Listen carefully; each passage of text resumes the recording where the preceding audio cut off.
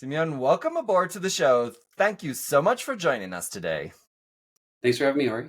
So, first of all, you deserve a very big congratulations. You're about to become a dad for the first time. Thank you. Thank you. A little anxious, but also very excited. Everyone tells me you can't be ready for it, so I'm just going to embrace that and not be ready for it. I was kind of like, I don't know, upset or worried because I didn't feel anything towards my first son when he was born. And I was like, is this normal? And then there was this moment where his little hand kind of grabbed my pinky and squeezed, and that's it. It was all over. But I thought it would be like immediate. It wasn't immediate, like something happened. So it's just such a crazy, crazy journey. So I'm really excited for you. Well, I think I have a little bit of a cheat code for this one because my sister was born when I was 12, and I remember that moment where she grabbed my finger and also where she kicked my hand when I was touching my mom's Oh stomach. wow. Of course, I wasn't a parent then, and I didn't have any other responsibility. I just got to annoy her as the older brother. Um, but now But she can do that's that with my kids. that's quite an age difference, though. That's amazing. Yeah. So that is the age difference with my wife and her. And we basically, because her parents were working their asses off as immigrants, we raised her younger sister. So we did get to take quite a bit of responsibility. Um, so there's a few like there's so many cool things that you've done. I'm so happy that you came on the show. You worked for Apple for many years. I'm going to disappoint everyone in the audience and say we're not going to talk about that. So, sorry. Thank you. But you're welcome. Look, this show is about the interesting stuff, not about what everybody else is talking about. You worked for the State Department. You that is got to be so cool. Like, who has a career in diplomacy? Like, how did you even get into that? Well, I would say out of most of the people in the Bay Area, you're probably right. I like to say that let me actually take it back to this started back when I was deciding where to go to college. So Mm, 2008 financial crisis, I graduated high school, May of 2008. mm, And I had the opportunity to either go to UT Austin, Bookham, and study computer engineering, top 10 engineering program in state. It was about $10,000 per year, or George Washington University, $50,000 per year, international relations. mm. And I come from a family with 5 PhDs in science and You math. were set up for failure, dude. And my dad, who's an applied mathematician, said, Oh, wonderful. Simeon, I'm, I think you know what the right answer is because it's very obvious, but I'm going to let you decide on your own. And I, of course, decided on the engineering path, not because um, I think my heart was in going into international relations, but the practical side of me, with the Mm, financial crisis looming and not mm, wanting to get a ton of debt, was go do the engineering thing. yeah. But that was always a part of me here, and I think it's probably because I was born in Bulgaria, raised in the U.S., and went across the Atlantic my entire childhood, and Mm, including today, most of my family's in Bulgaria. And so when I thought of where I wanted my career to go, I knew that I'd never be the best engineer in the world. mm, And I knew that because the moment I would finish my engineering labs, where I got good grades, I would mm. go to the state capitol in downtown Austin and testify for more funding for students, right? I wouldn't go and tinker on science Yeah, projects. And I realized that, again, my heart wasn't in being the best engineer, but it yeah. was in kind of blending business, really cool technologies like AI, and then policy. And so the State Department and the internship I had there before I got my MBA was right, like smack in the middle of that, right? I did technology policy in Bulgaria where I was fluent in the language. So it was cool. So what's the I don't know, coolest, worst, horrific? What is the best story you can tell from that time? Well, on the record, well, let me put it this way. If this was off the record, there would be a story about something that we did with the Marine Security Detachment one night I after don't, 4th of July party, but I I can't go don't I into don't want that. to get you into trouble, dude. Let's not Yeah. go there. Oh, I wouldn't be in trouble, but maybe they would. And so instead, I'll say, Well, if you uh, get a Marine into trouble, you're kind of in trouble by by proxy. very true, very true. I don't want a target painted on me, but I would say in the last month of my time at the embassy, Mm, the ambassador's official translator went on maternity leave, and since I was cleared on the American side and spoke fluent Bulgarian, they tapped me to be that person. Mm. And the very interesting experience I had was she had to go outside of Sofia, the capital of Bulgaria, about 2 hours to a military base called Novo Selo, because NATO, Bulgaria is part of NATO, along with Mm. the US, of course. Right. And there was going to be press and cameras, as well as the president of Bulgaria, and she needed to Oh, know wow. what was being said. Oh, wow. And so we were leaving at 6 a.m. that morning, super early. I had to get up at 4. I didn't sleep, honestly, because I was nervous Shit, who because would I blame speak you? I mean, I speak like family Bulgarian. I don't speak like politics Mm. Bulgarian. So I was like, am I going to do a good job? Um, and then I had to get up at 4, make it to the embassy at 5:30, and then get in the car, right? It's convoy to get to the military exercises. They put us up in this observation tower, and it was one of the coolest things I've seen. First, from the observation tower, the president arrives, and of course, you have the honor guard with the music and everything. And it made me feel proud because kind Nice. of both parts of my cultural identity were there, Bulgaria and America. Um, and then you see this M1 Abrams tank just kind of boom, Mm. right beside the president, because that the U.S. had brought those massive tanks with us. Oh, wow. And then you had helicopters coming down because it was training exercise between the two countries. Real live ammunition being fired, really loud, even with headphones like the ones you're wearing. And the funny part of this was when all was said and done, it came time for the press conference, and I was dressed, of course, with a suit and tie. I wore glasses then, and I'm a tall guy. I'm almost 6'3", and the ambassador, she's like 4'11", maybe down here, um, and the president's security would not let me anywhere near her because she was standing next to him. And so her translator wasn't there. She was on camera. He was talking, and the subtext was the Bulgarian president was saying, "We're not going to invade anybody," which is kind of something relevant you should want to know because you have American military presence there. And the screen capture of the video has me in the back being pushed back by his security, but I look like Secret Service because I'm really serious because I feel like I'm failing my job. And my glasses were transitioned, so they were shaded like dark lenses, and I was like very, very serious. You have Um, do you have an image of that? Like, dude, I'll put it on the bio. That's pretty awesome. I do. I do. I'm using my camera or my phone for this, but I'll send it to you Send after. it I to me. have Send it to me. a scary image of that. Yes. That is awesome. What happened after once everything was, done? I mean, did you have any long-term friendships or people that you kind of still are in contact back from those days? Definitely. I will say the immediate aftermath was I didn't get to ride back to Sofia in her car because she was disappointed in me. And she had a much smoother ride in the limo than I did in the follow car. But that's neither here nor there. No, I mean it was a really foundational experience for me because up until that point I had interned at the Texas Senate as a student intern. I had dabbled in some policy stuff, but not actually had a role where I was in particular case, like on the front line doing something meaningful Mm, in the policy domain. mm. And so that really solidified for me that this is important to me, right? And I think I can have an impact here. And if I can be so bold as to say, technology is becoming ever more pervasive in our lives, Yes. and the people that are making the policy decisions largely remain the same. And I don't mean this in any negative way towards those people. They tend to be undergrads in economics, business, literature. They Yeah. go and get a law degree, and then they're applying those skills to tech policy. And I think that doesn't help us, right? It also doesn't help them. They're not set up for success. Yeah. So that's where I think I can uniquely lean in and do a better job.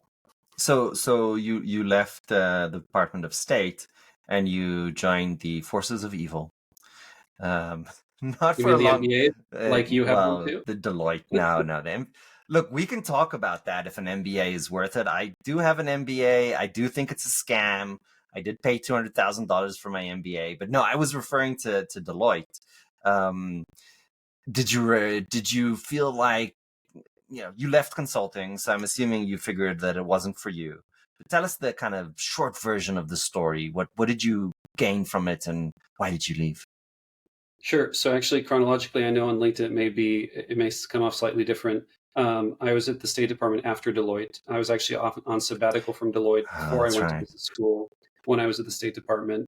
But why consulting? Why Deloitte? So Yeah. at UT, and every time I say that, I have to do the obligatory hook'em, or the ghost of Bevo will spite me. Um, I wanted to stay local in Austin, and the only firms that had an office in Austin were Deloitte and Accenture at the time. And I wanted to stay in tech, but apply myself in a business setting, right? Mm. Business technology policy. And I was fortunate to get the job at Deloitte. And I wanted to go into consulting because I was looking for rapid experiences across many different projects, which is what Yeah. they kind of sell you on in consulting. Yeah. I didn't get that, actually. What I got instead was one project for the 2 years I was there, Mm. but it was a really, really exciting project. People probably still know about Obamacare, officially called the Yeah. Affordable Care Act. Yeah. My team and we were a large team, right? Of just one person. Deployed the Kentucky Affordable Care Act local system called Connect, KY-NECT, Oh, wow. which was the most successful in the country. And regardless of what one might think about the politics of it, Yeah. we were the product that President Obama spoke about in his State of the Union address, and he invited our customer, the former governor of Kentucky, Beshears, to the State of the Union, because we were the highlight product. And so, as you know, for a tech project, it doesn't just happen in 3 months, right? Especially Yeah. for something of that size and scale. It's- So yeah. I was proud to build that. That's quite impressive. I mean, government work, especially healthcare related, right? This is not PII. This is like healthcare information, and then you've got the security concerns. And I mean, this is and scale, right? You're talking large scale here. It's not 500 customers, and if Twitter crashes when it gets 501 customers, like it basically did, it's fine. Like, no, you can't have your healthcare crash. This is a big deal. What were your kind of key insights or learnings after that time? Well, I would say one of the things I really appreciated about that time is that when I immigrated to the U.S., my parents came here with $700 and me. And we lived in a trailer park. And while I was a child, I remember vaguely some of those things. But since then, my parents went on to be academics and very much lived the American dream. Doing this project took me back to my roots, because most of the people we were working with were people that didn't get healthcare from their company, which Yeah. meant they were lower income, Yeah. many on benefits like SNAP, special assistance for needy families, I think. I forget the acronyms now, TANF. Sorry, that's temporary assistance for needy families. Mm. SNAP is supplemental nutritional assistance program, I believe. And these are Vouchers. people that are, in many cases, struggling financially. Yeah. And this is not a project where we sat kind of in an ivory tower and developed it without talking to customers. No, we went out to the Okay, field and met this is the users, right? unique. That's not, let's say, normal. Tell us about that experience. Was it just part of the program that a voice of customer would be integrated into the program, or is this something that kind of came out of the teamwork? Oh, I think this was in the way that Deloitte decided to implement the project in Nice. I'd say, a much more tech forward way than maybe a government is used to doing it. Yeah. And I was an analyst, eventually promoted to consultant on that project. And I was specifically responsible for interfaces. That's the technical interconnect between the Hmm. federal system and the state Yeah. system. So imagine, and so much technical issues here, and I'm sure they still exist, but connecting your platform to the Social Security Administration, to Yeah. 10 other agencies, each with their own interface, most of which are outdated. Yeah. Another team was working on the user experience, user interface, and customer feedback. And ultimately, they would go and meet with customers for about 6 months before we launched the project, and then after for future releases, and then funnel their feedback. Because when you enter your SSN and it's saying you don't exist as a citizen in the United Yeah, States, no, that's a problem. that becomes my problem, right? Yeah. I think just the gravity of the responsibility that you have. It's not just, oh, we've churned a customer. This is like, no, you're affecting somebody's life that's in need. I mean, to me, that's a Mhm. whole different level. That's a mission. It's not a job. So Right. I appreciate that.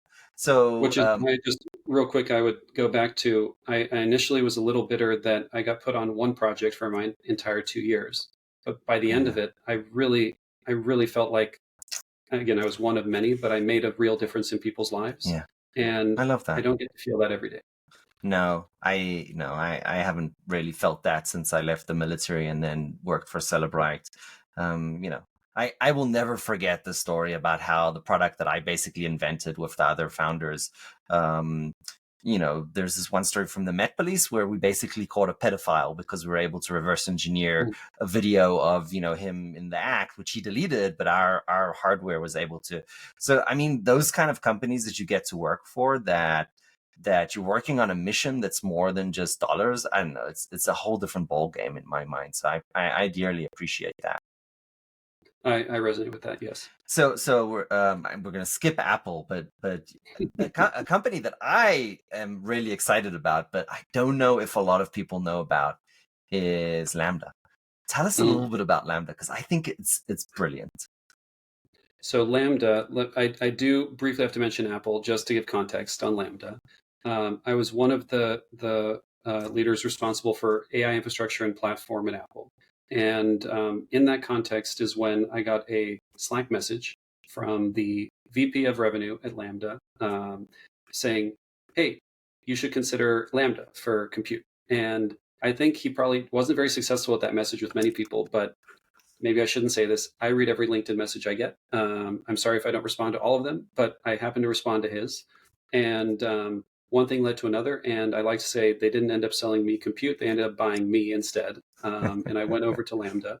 And the pitch was at Apple, part of my responsibility was to help design the strategy for how the machine learning platform would be developed inside of the company.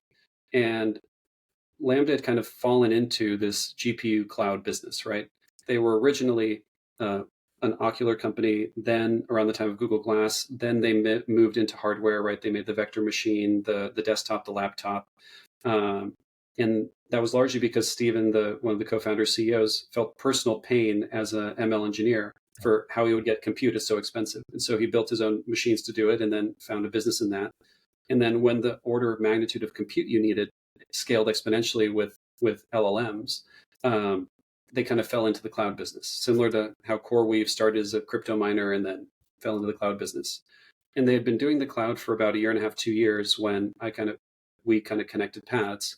And what I had told Stephen was, I think that if you only try to go wide on scale and deploy GPUs, that's playing defense. You have to do that regardless. You also have to vertically integrate and play offense, right? Otherwise, what's your moat? What's your differentiation? And so I joined. It's a very dangerous discussion you're going down, because I have a great passion for strategy and I see so many companies doing it wrong or giving away the farm. So we could go into strategy. That would be a fun discussion. How was that taken? So you made that quite a deep insight on the strategic level. What was the response? So, as with anything, I mean, I like to say that the only thing constant is in life is change, right? Yes. Change is constant. And I'll tell you, the first hour of every morning, and my partner sees me do this because I wake up next to him and I'm already on my phone reading the news of what happened while I was sleeping. In the last 30 minutes of my day, I do the same thing. And even with an hour and a half, I can't stay up to date on everything that's happening in just a single day, let alone devise a multi-quarter year strategy for one of the leading neo clouds, right? With that said, I think he hired me, which means it was, I think, received well. And then I got to work directly with the board, and the board was very involved with working through the strategy. And part of course, there was natural resistance in some pockets of the company, but overall, I joined late October 23. We had an offsite in Jan or Feb, I can't remember exactly when, the following year. And we rolled out that strategy to the company. So this is okay. So there's a few things you're glancing over it as if it was easy. That is not true. So I'm going to make a few educated guesses here. You keep me honest. There was a risk of cannibalization here, or no? I don't think there was a risk. No. Okay. No. Was this a pivot or no from the current kind of resource allocation planning?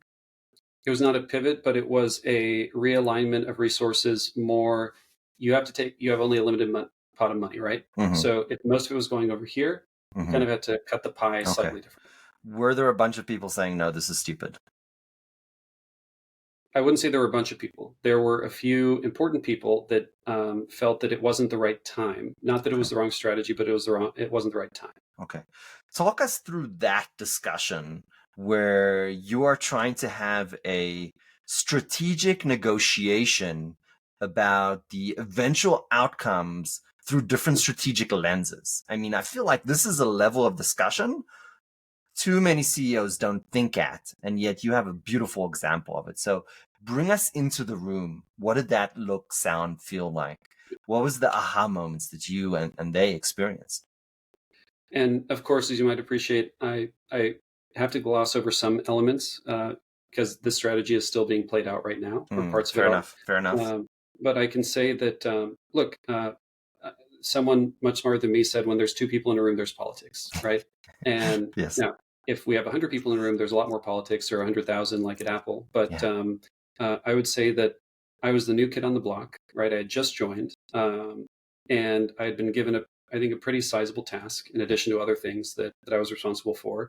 And some people know that Lambda is the CEO is Stephen, and the CTO is his twin brother, Michael. And so there's a dynamic there, right? And then you had Mitesh, who's since gone on to be CEO of Positron, who was the COO, right? And so you had this leadership team of people that have been together basically in the womb all the way. And then Mitesh basically was a founder of Lambda. He joined just 1 or 2 years after it started, if memory serves. So this group of three had been working for a long time together. And now you're introducing a fourth element that's bringing in some ideas that, Stephen resonated with, but I had to bring the others along for the ride. And of course, I don't know everything. And we also had the board. The board chair, Robert Young-Johns, is very, very esteemed and iconic, right? He was part of the original team at Sun Microsystems and used to lead Microsoft North America, et cetera, right? And so it was you had to build consensus while also pushing your point of view forward. And I think the big unlock for me, at least, was when we went to Vermont and rented a small house and just closed ourselves in to that house, like 6 of us, and hashed it out over a few days.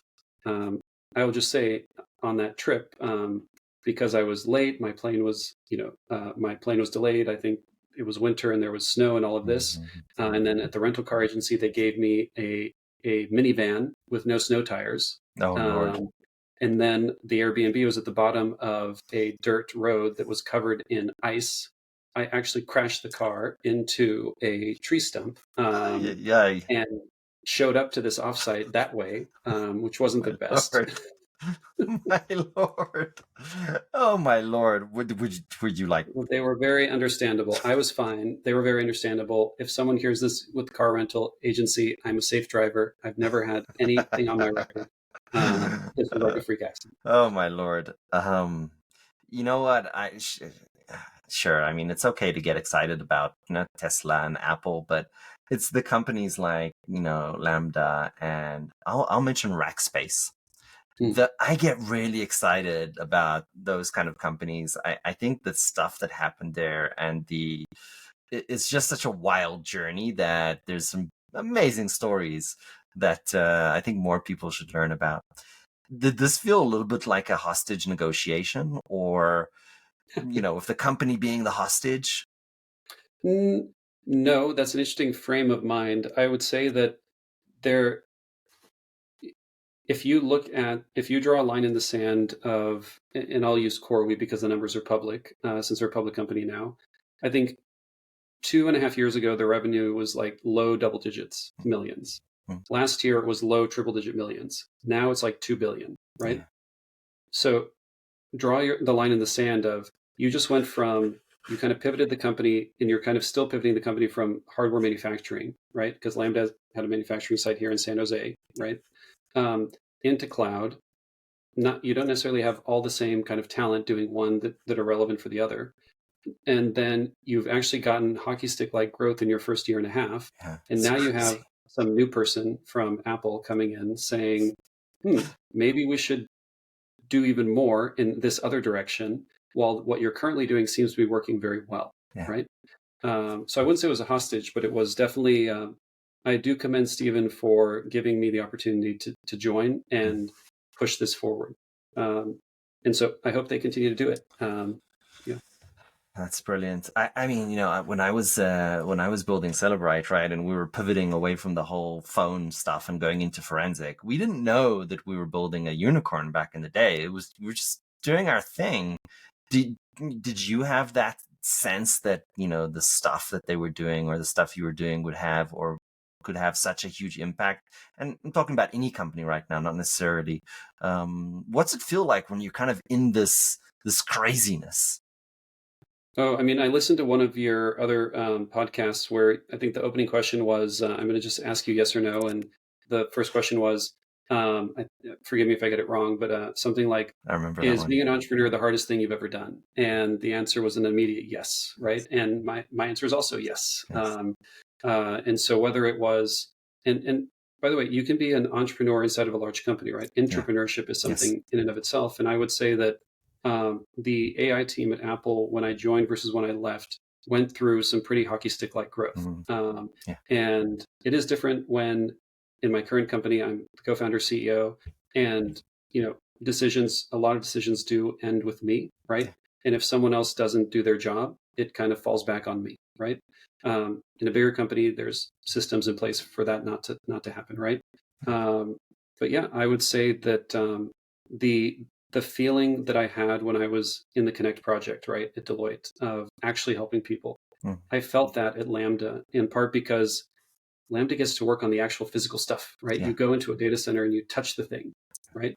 And your end customers, ultimately, if we think of the AI stack, you may be slightly removed from your grandmother who might use ChatGPT, but without you, that wouldn't be possible. Um, so I don't. I started to feel a similar sense. Mm. I love that. It's I've said this many times, electing to be an entrepreneur, at least from my experience, is electing to have a mental illness.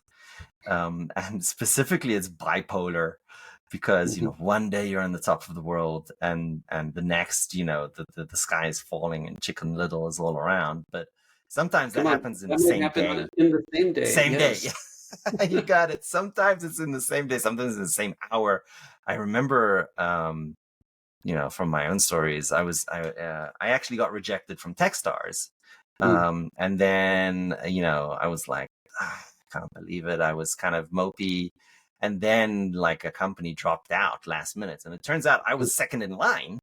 So, 11 p.m. at night, Lila Partridge calls me up, the managing director, and she's like, all right, we're starting next week. You want to get in? And I'm watching TV with my wife, and I'm like, who is this? Lila. And I'm like, Lila who? I was so out of it. She's like, Lila Partridge, managing director, Techstars. And I was like, yeah. Oh, it's just like, so it's these, that same day I was like, fuck, like so many things were falling apart. And then just a couple hours later, like the whole world changed for us. It was just crazy. So I deeply empathize with that, journey. Would you regret becoming an entrepreneur at any stage, or are you still on the high? No, but I would say so. Something that I feel deep in my core is the earlier you're exposed to something that's not considered normal for Yeah. you, the more normalized it becomes. And what do I Yes. mean by that? Um, my grandfather started the first Bulgarian airline in Bulgaria after the fall of communism. He was like an entrepreneur. Holy I saw shit. that, but his partners cheated him, Oh and he Lord. ended up with almost nothing. Right, but a lot of battle scars and stories. My aunt, his youngest daughter, my mom's the middle child. Yeah. Sorry, his daughter, my aunt. Uh, I saw her start and fail multiple businesses, like Yeah. a child, like selling children's toys out of the garage basement of the apartment. Yeah. Then she found her knack and is the most successful travel agency in Bulgaria, for Oh example. wow. Right? Um, I saw that, but I saw it from a distance because I lived Yeah. in the U.S. Yeah. Um, I remember going to UT, and again, I did student government, I did residence hall stuff, and I remember within the first 2 weeks, I run into this other freshman that had started his first business when he was like 12. It's still happening now when he was 18. He's making a few $100,000 a year. I'm like, I'm barely able to pay for college, Yeah. and you're making a few $100,000 a year. Yeah. And I said, oh, I can't do that. Like, I don't know where to start. I can't do that.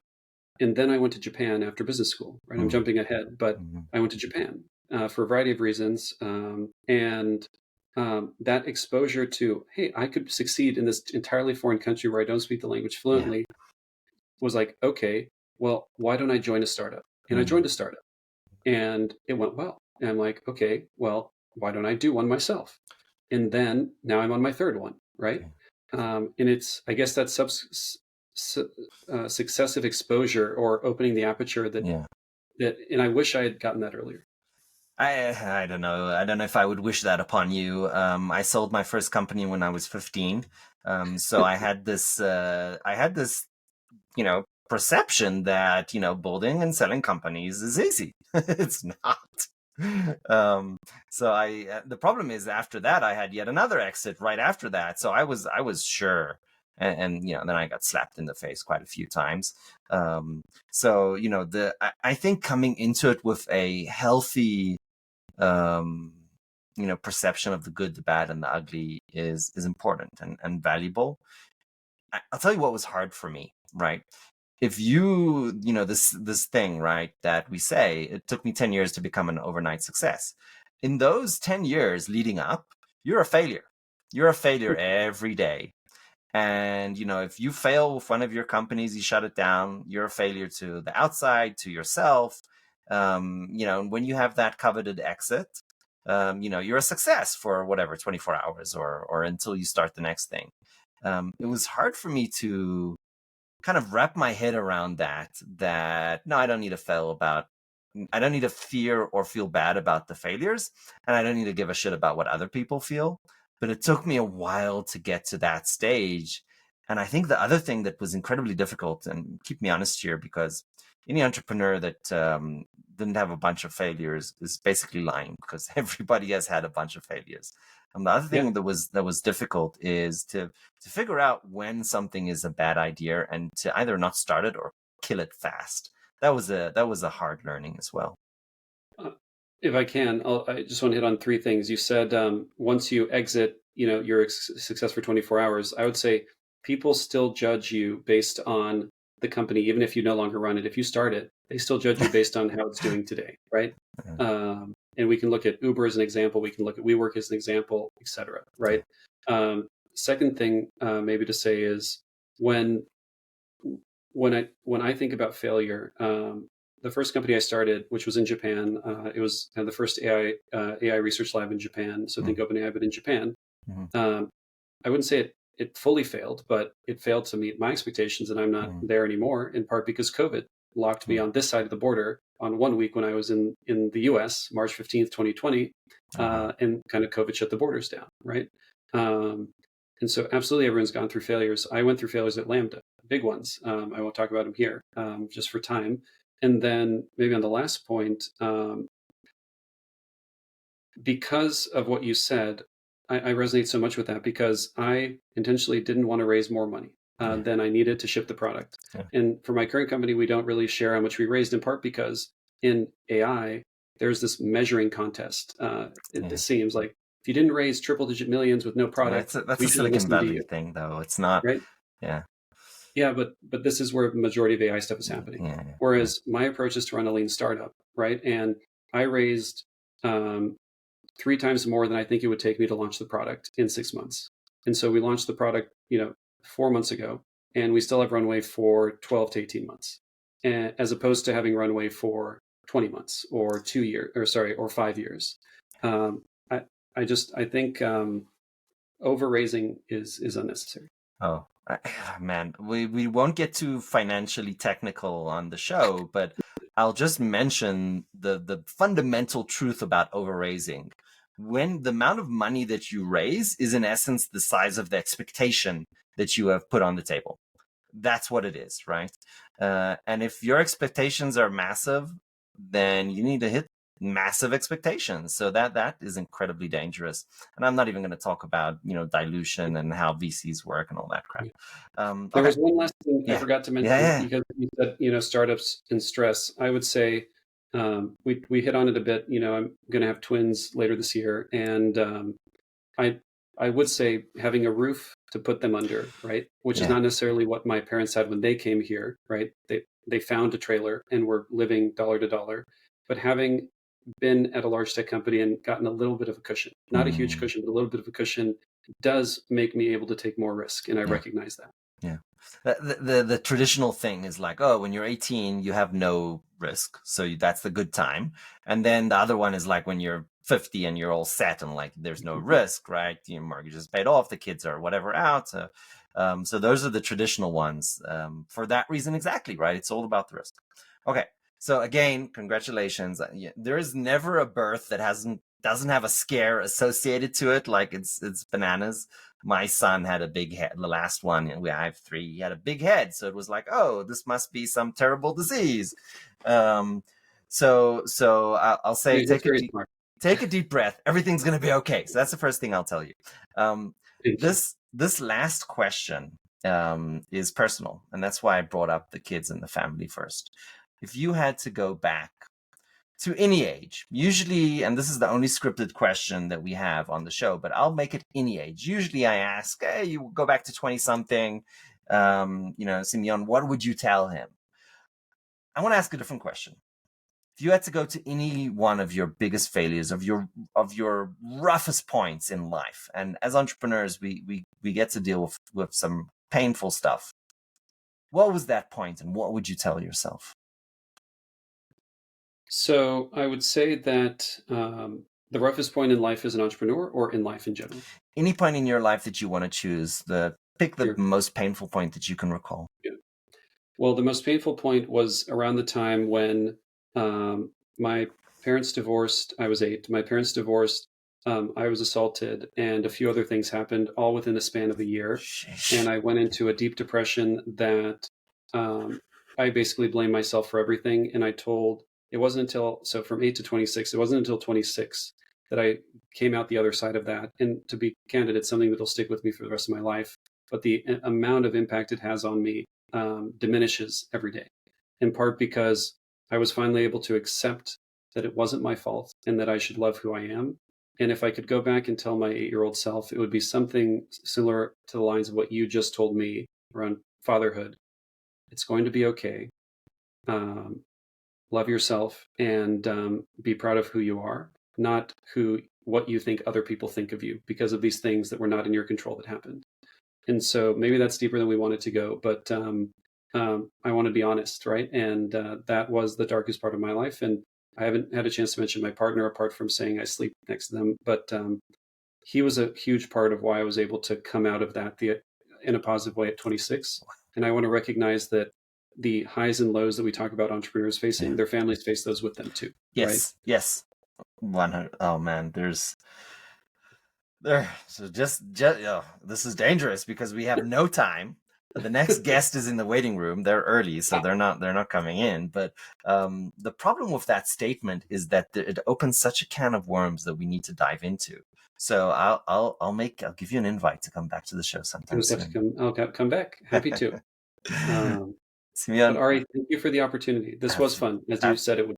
Absolutely. I have yet to disappoint. It might happen one day, but I've yet to disappoint. Simeon, thank you so much for joining the show today. It's been an absolute delight. We didn't even get to talk about what you're doing today, which I think is equally exciting. So we'll have you back and we'll talk more. Well, all I'll say is if what I talked about at Lambda seemed appealing, look me up. And I'll say thank you, Ari. Really enjoyed the conversation. And maybe someday I'll join you in the 3 Kids Club, but not for a while. All this white hair is the last one, so I already have some already. Well, yeah.